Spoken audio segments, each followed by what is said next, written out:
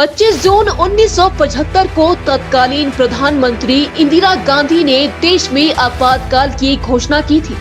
करीब 21 महीने तक देश में आपातकाल लगा रहा। इस दौरान कई नेताओं की गिरफ्तारी हुई, वहीं प्रेस की स्वतंत्रता भी छीन ली गई थी। इसके बाद इमरजेंसी को एक काले अध्याय के रूप में याद किया जाता है। बीजेपी आज भी इसे काला दिवस के रूप में मना रही है। उपायुक्त कार्यालय शिमला के बाहर कार्यक्रम का आयोजन किया। भाजपा नेता गणेश दत्त ने कहा कि 25 जून भारतीय लोकतंत्र का काला दिवस माना जाता है।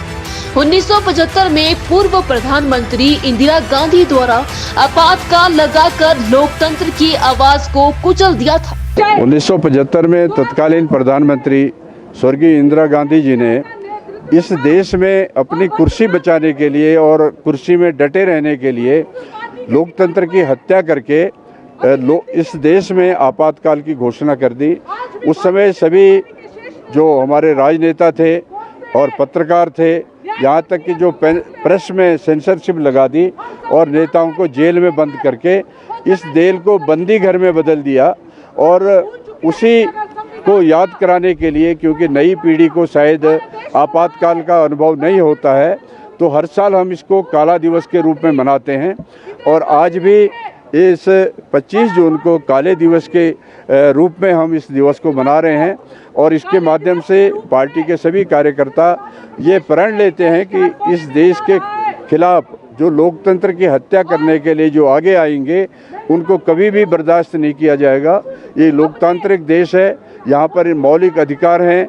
उन मौलिक अधिकारों को सुरक्षित रखने के लिए और एक जो अपना जोर ज़बरदस्ती करके तानाशाही करके इस देश की सारी मर्यादाओं को समाप्त करके सत्ता को अपने एक हथकंडे अपना करके अपने कब्जे में रखने के लिए जो एक कांग्रेस पार्टी ने और स्वर्गीय इंदिरा गांधी जी ने एक तंत्र अपनाया, उसके खिलाफ ये सारा प्रदर्शन हमारे पार्टी के कार्यकर्ता कर रहे हैं। और इसके माध्यम से नई पीढ़ी को हम ये संदेश देना चाहते हैं कि जब भी देश में लोगों के जो एक मौलिक अधिकार हैं उसका हनन होता हो या जोर ज़बरदस्ती आपातकाल लगाया जाता हो, उन चीज़ों को रोकने के लिए युवा पीढ़ी आगे आए और संघर्ष करे।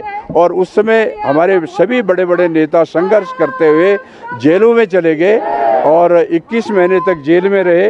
हम सभी लोग उसकी आपातकाल के भुक्तभोगी हैं। हम लोग भी किसी का एक समर्थन करते करते 2 दिन तक हम भी सदर थाने में जो है उस समय पुलिस के कब्जे में रहे। तो ये मैं उस समय की आपको ये याद दिलाना चाहता हूँ। और आज देश और प्रदेश की जनता से निवेदन करना चाहते हैं कि जो कांग्रेस पार्टी की एक तानाशाही नीतियां रही हैं और उनका एक तानाशाही के माध्यम से सत्ता में बने रहने का एक उनका एक जो एक स्वभाव रहा है, उसके खिलाफ हमेशा जागरूक रहें, ये हमारा कहना है। उज्जवल हिमाचल के लिए शिमला से ब्यूरो रिपोर्ट। हिमाचल प्रदेश के विश्वसनीय ज्वेलर भूषण ज्वेलर्स।